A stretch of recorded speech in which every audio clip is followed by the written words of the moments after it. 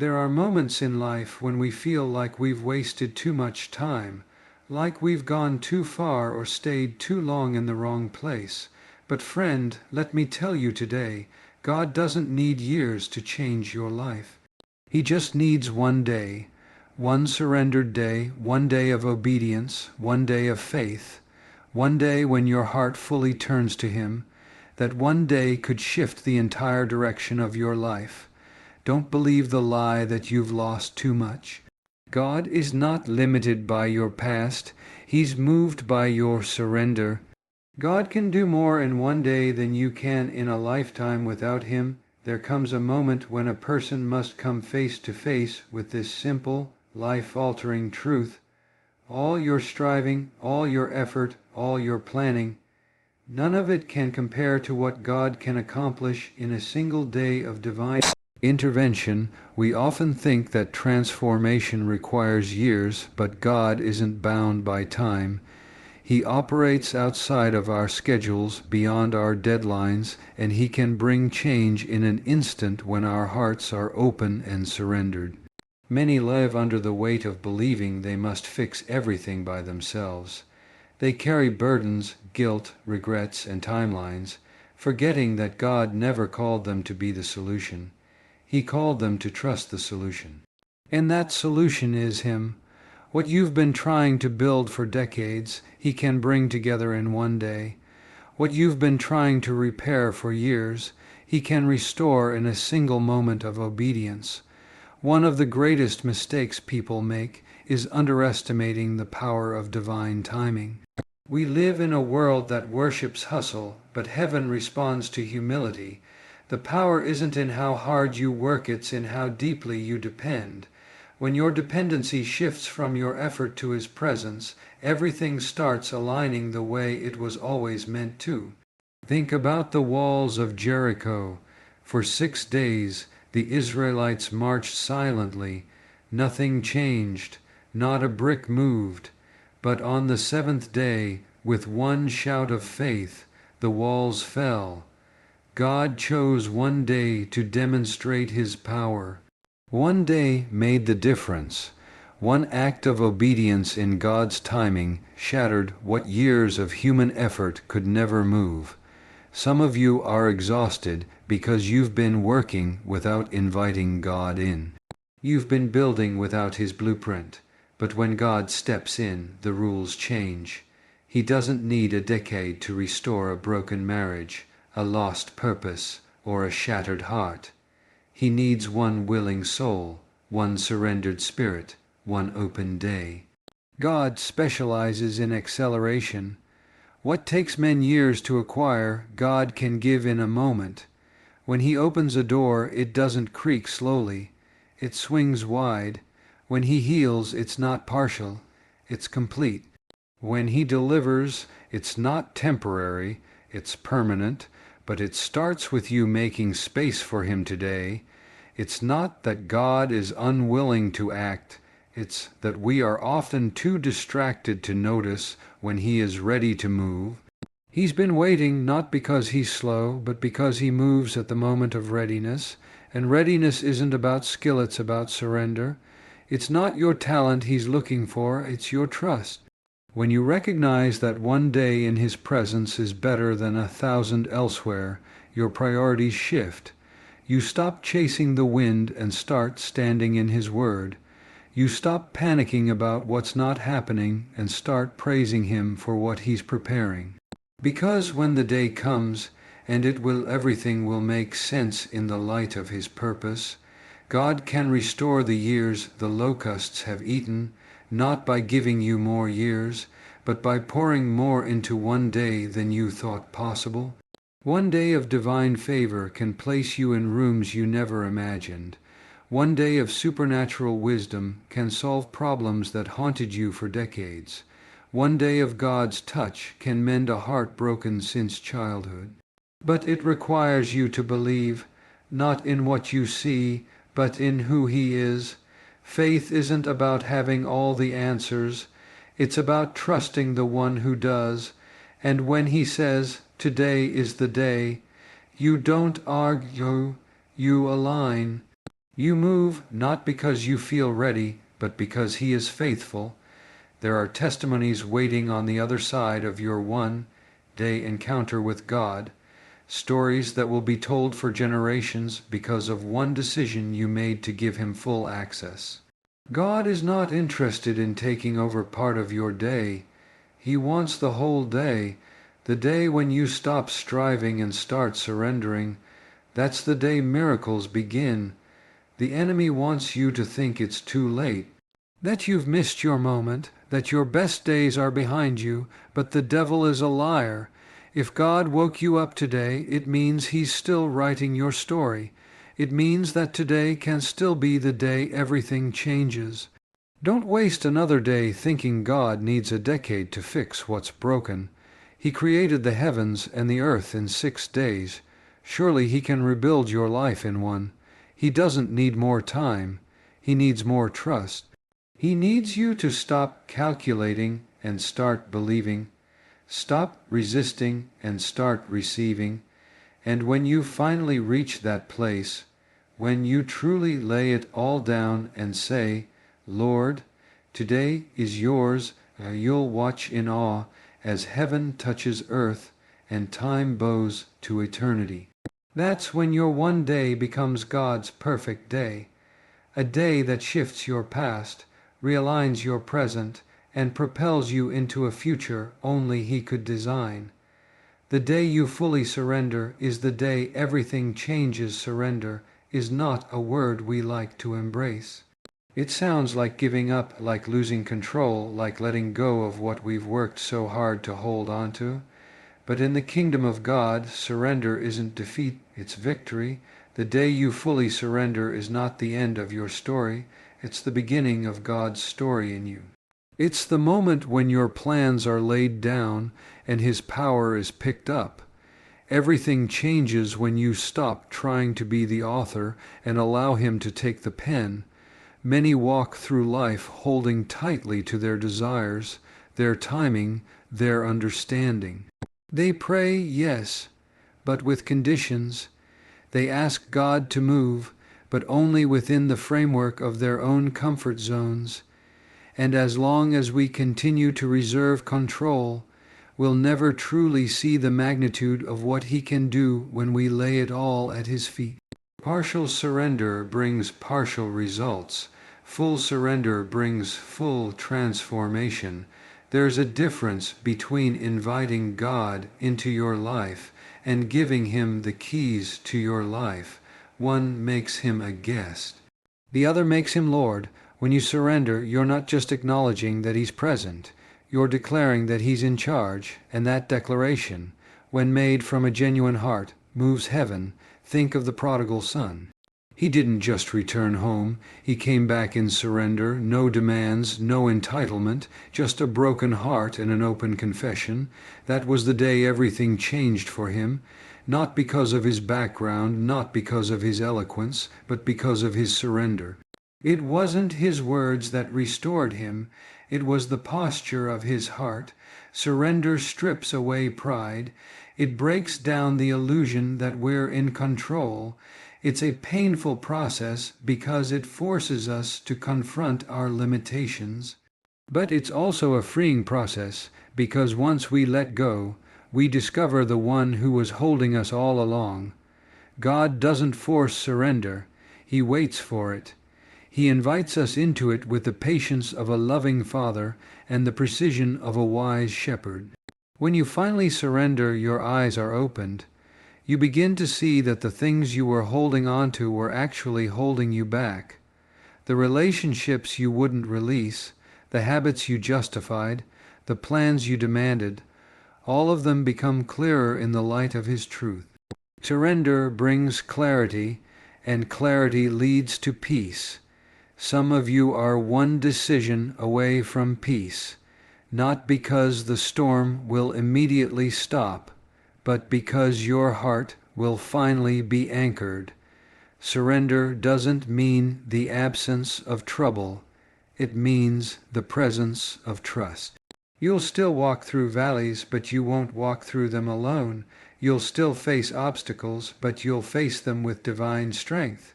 When you fully surrender, your prayer life changes. You stop praying to change God's mind and start praying to align with God's will. You begin to listen more than you speak. You begin to wait more than you rush. Your desires begin to transform, not because you've stopped dreaming, but because your dreams have been refined by the fire of submission. God doesn't want a portion of your heart. He wants it all. He's not asking you to give up your personality, your uniqueness, or your calling. He's asking you to give up your control, to say, "Not my will, but yours be done." That's not weakness, that's power. That is the turning point where purpose begins to unfold. People often wonder why break through delays.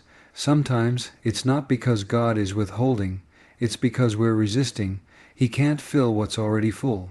He can't direct a life that's already set in its own way. Surrender clears the path for God to lead. It opens the space for Him to move freely in every area. What you lay down in surrender, God will often return in power. Abraham surrendered Isaac, and God provided a ram. Moses surrendered his excuses, and God gave him a staff.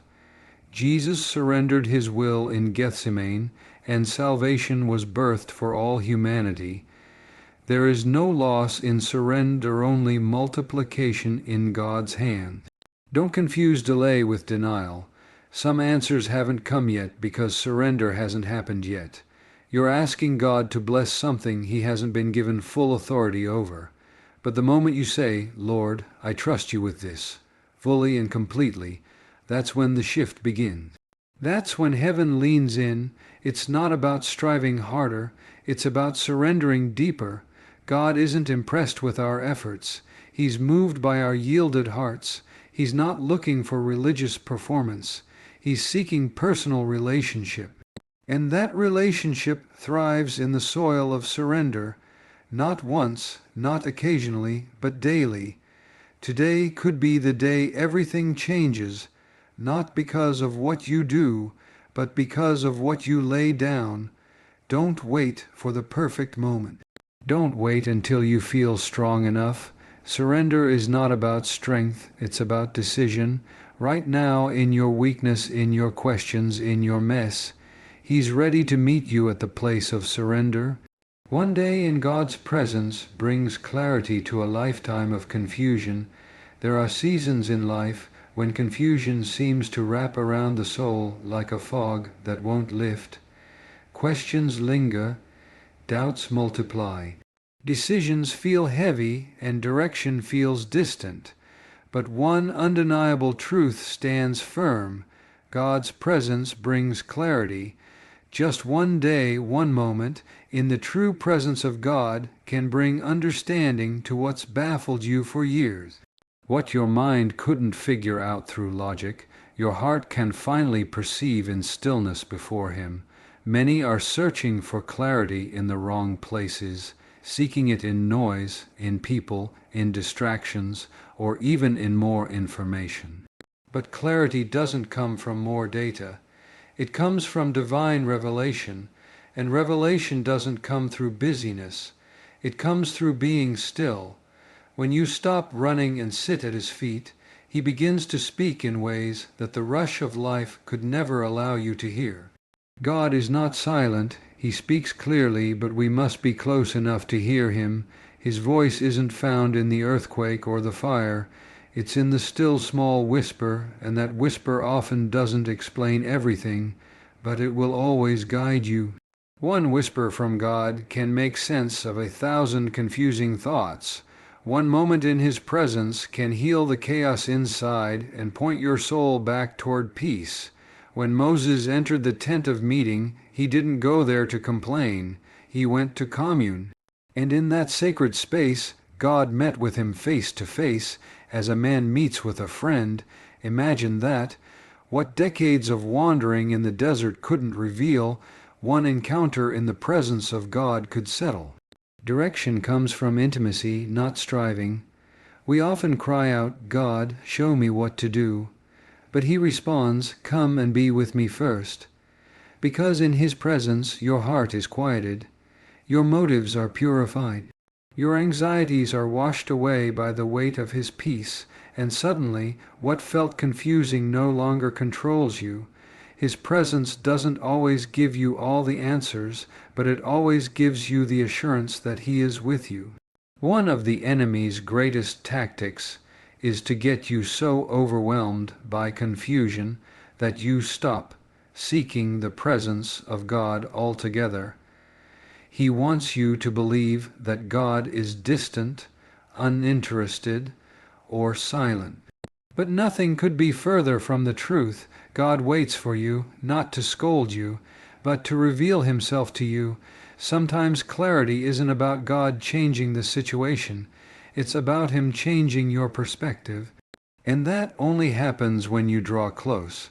The confusion isn't always in your circumstances. Sometimes it's in your heart.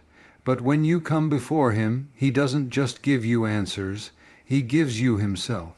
And in receiving Him, you receive peace. David understood this well. In the Psalms, he poured out his confusion, his anger, his sorrow. But by the end of those same Psalms, his tone changed. Why? Because he encountered the presence of God. Not because his circumstances shifted, but because his soul was reminded of who God is. That's the power of one day in His presence. People spend years chasing clarity through ambition.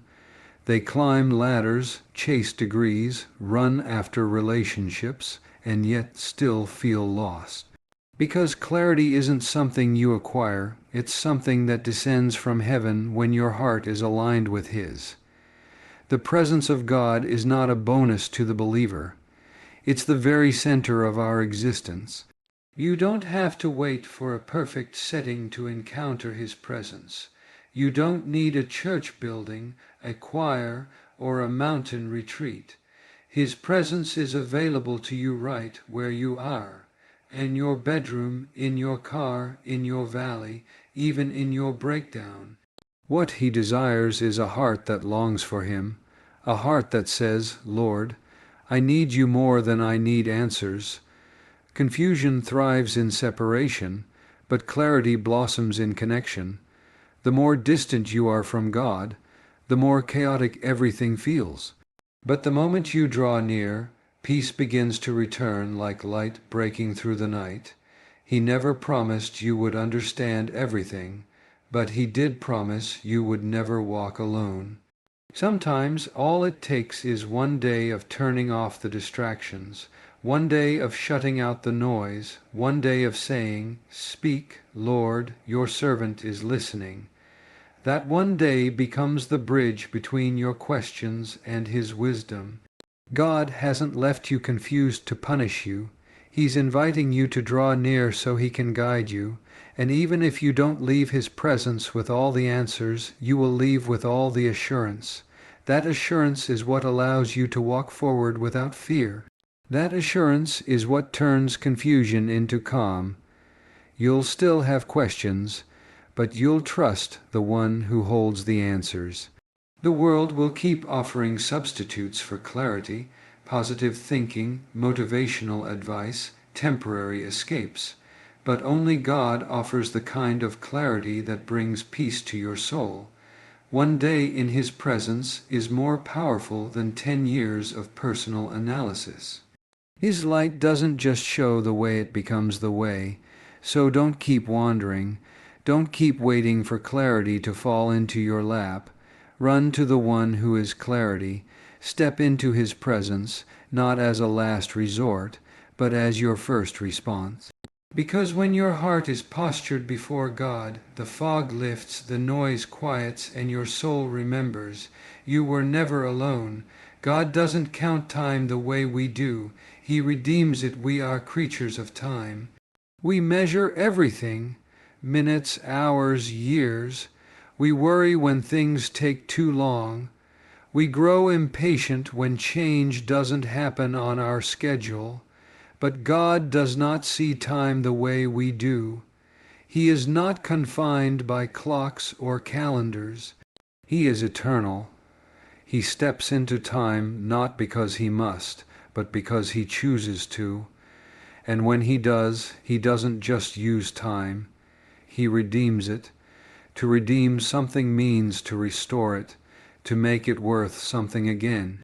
And that's exactly what God does with the time we think is lost. What seems wasted to us is never wasted to him. He is the only one who can take broken years, painful seasons, forgotten moments, and bring value out of them. He specializes in restoring what we thought was gone forever. When you look back over your life, you might see years that feel like they were stolen, time spent in rebellion, in fear, in wandering. You may think, I wasted that season. I missed that opportunity. I was too stubborn then. But God says, I can use that. I can redeem that. I can take even your worst moments and weave them into something beautiful. The Apostle Paul wrote that God causes all things to work together for good. Not just the good things, not just the spiritual moments, but all things. That includes delays, detours, disappointments, and even disobedience. What matters is not how much time you think you've lost. What matters is how much trust you give him today. Sometimes we get trapped in thinking that our future is determined by the time we've already lost. We assume that if we had started earlier, believed sooner, or made better choices years ago, we'd be farther along. But here's the truth. God can do in 1 year what we couldn't do in 10. He doesn't need more time. He needs more surrender.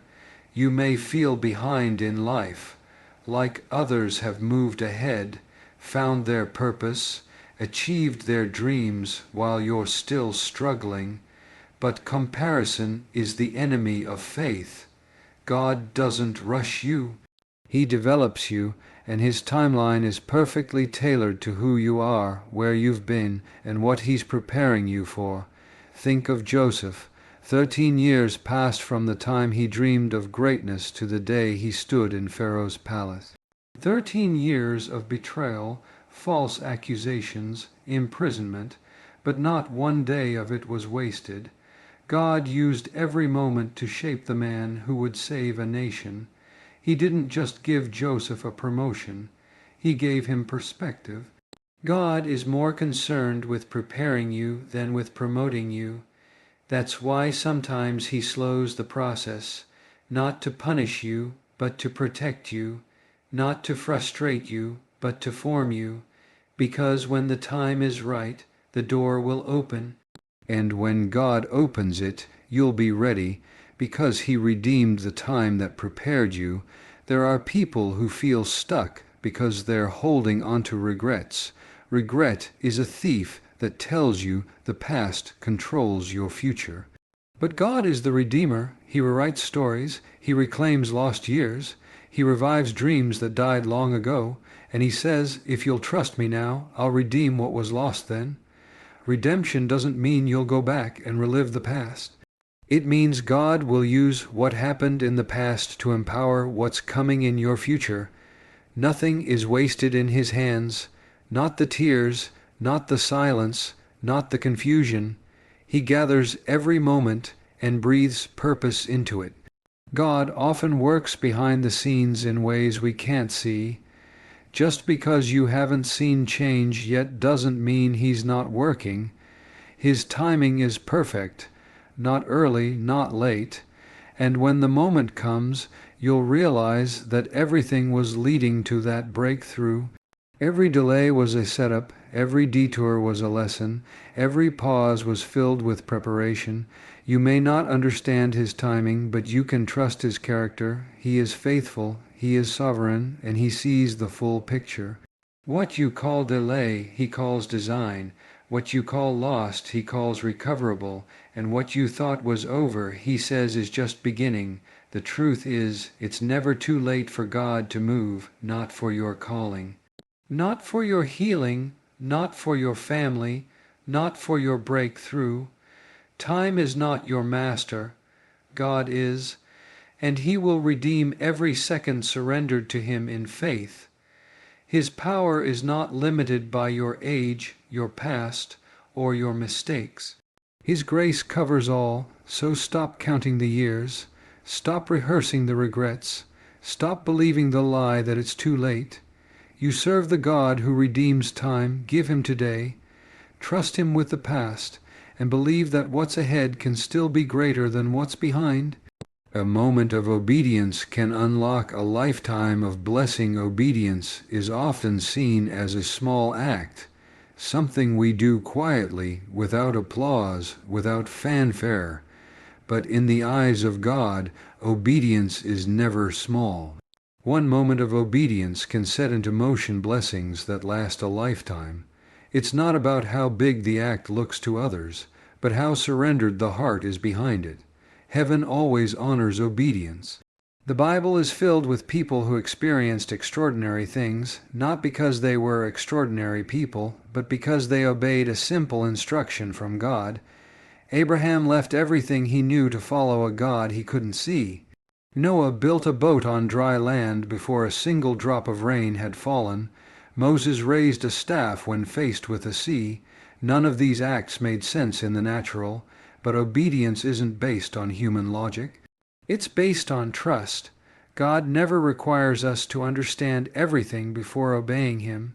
He simply calls us to respond. The moment you obey, the moment you take that step of faith, God begins to move in ways that only obedience could have unlocked. He doesn't bless talent more than he blesses obedience. He doesn't require perfection. He responds to faith expressed through action. One of the great truths we often forget is that delayed obedience is disobedience. Every time God speaks, he's inviting us into something greater than what we can see. Delaying that response means delaying the blessing attached to it. But when we move immediately, even when afraid, even when uncertain, we show God that we trust him more than our fears. Some people wait for the perfect time to obey God. They want all the conditions to be favorable, all the details to be clear, but rarely does God call us to obey when it's convenient. He calls us to obey when it's necessary.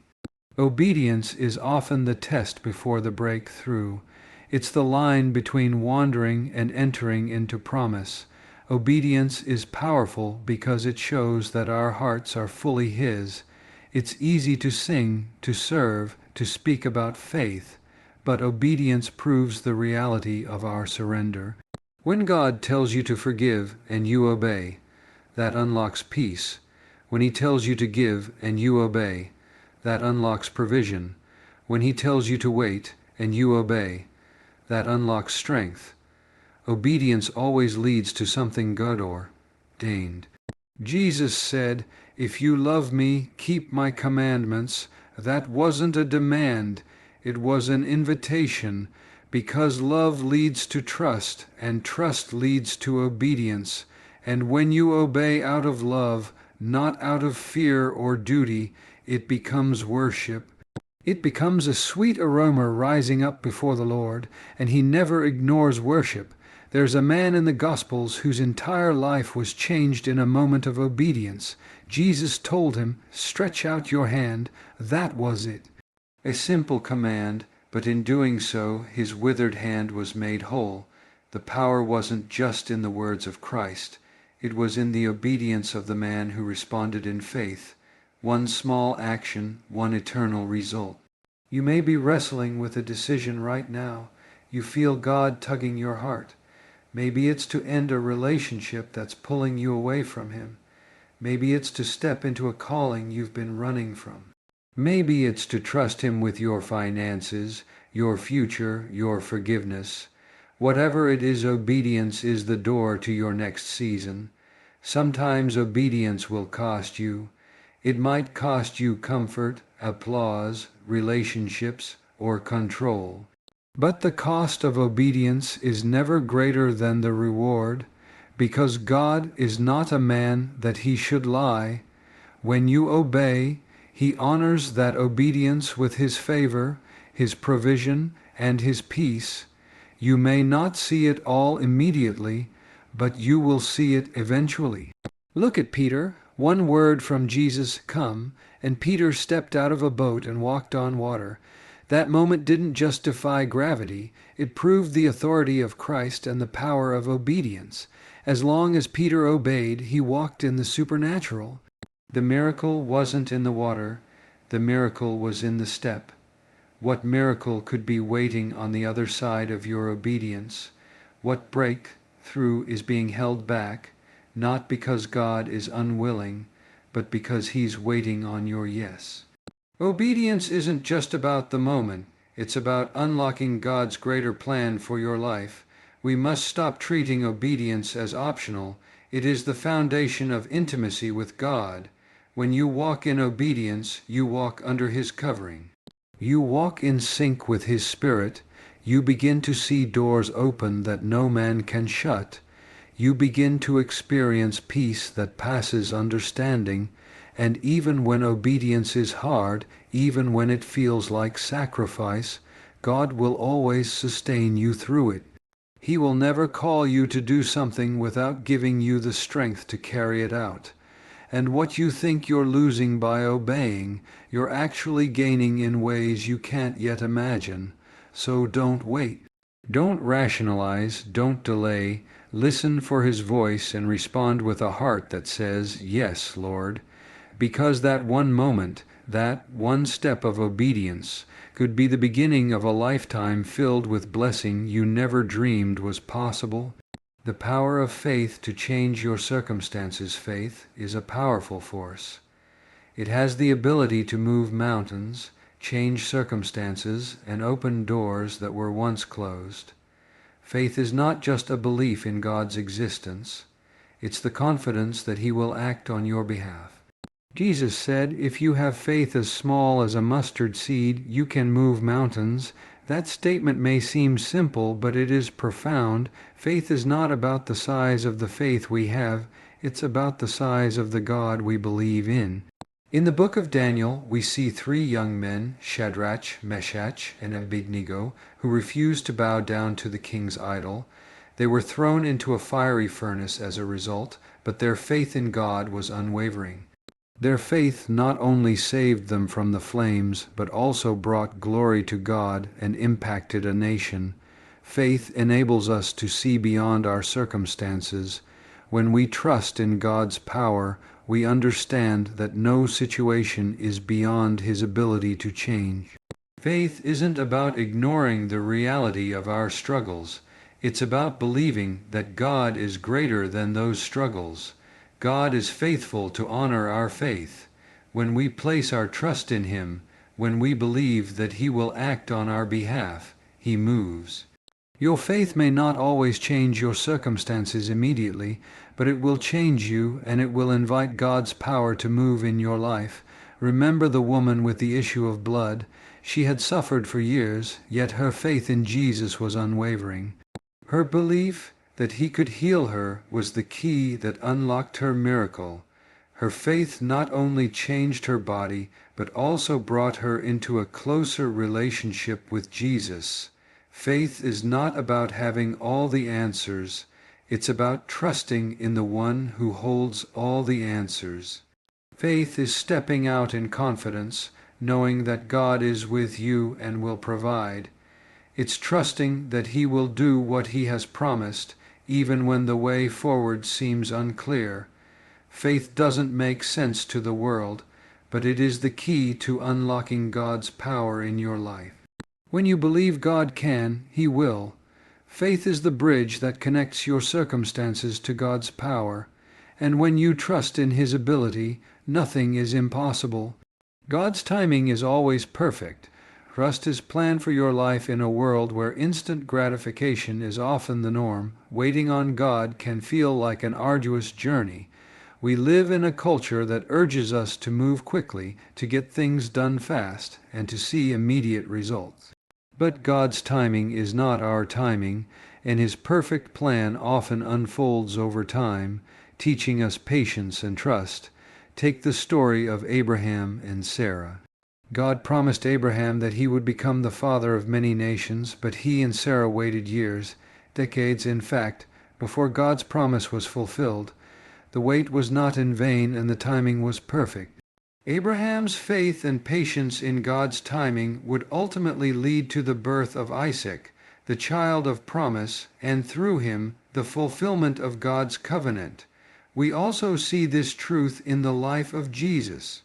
When he arrived in the world, it was not a random moment in history.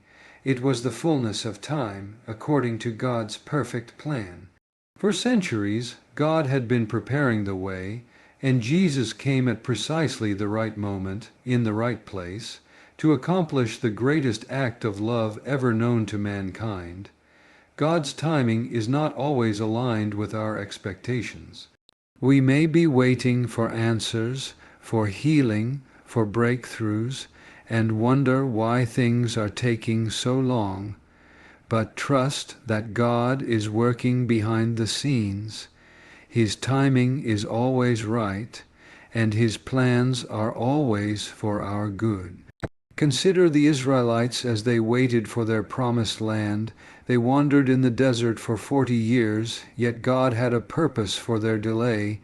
During that time, He was refining their faith, teaching them to trust in Him, and preparing them to enter the land He had promised. The delay wasn't a denial. It was a divine process. When we trust in God's timing, we are acknowledging that He sees the bigger picture. We might be focused on the present moment, but God sees the beginning from the end. His timing ensures that everything will fall into place at just the right time. When we trust in that, we experience peace in the waiting. Jesus taught us that God knows our needs before we even ask. Trusting His timing means knowing that He will provide when the time is right, not when we demand it. Sometimes we want things sooner than they come, but God knows exactly when we are ready to receive what He has prepared for us. Waiting on God's timing doesn't mean being passive. It means being actively engaged in faith, trusting that the moment will come. During the wait, we are learning, growing, and preparing for what lies ahead. And when the appointed time arrives, we will be ready to receive what God has for us. God's timing may not always make sense to us, but His plans are always good. He is never early, never late, but always on time. When we surrender to His timing, we find peace in knowing that He is in control and that His plan is better than anything we could have imagined.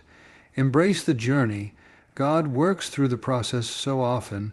We are focused on the destination, on what we hope to achieve or where we want to go in life. But God is not just interested in getting us to the destination. He is deeply invested in the journey. It is through the process that God shapes us, refines us, and prepares us for the blessings ahead. Consider the story of the Israelites in the wilderness. God could have taken them directly to the promised land, but instead He led them on a detour through the desert. Why? Because it was in the wilderness that they learned to trust God, to depend on Him for provision, and to walk in obedience to His commands. The process was just as important as the promise. God uses the journey to teach us valuable lessons that we can't learn any other way. It is often in the difficult seasons, the moments of trial, and the waiting that we grow the most. We are being prepared for what God has in store for us, and each step of the journey is part of His greater plan. Think of the story of Joseph. Before he could be elevated to a position of great power, he had to go through betrayal, slavery, and imprisonment. But each part of his journey was necessary.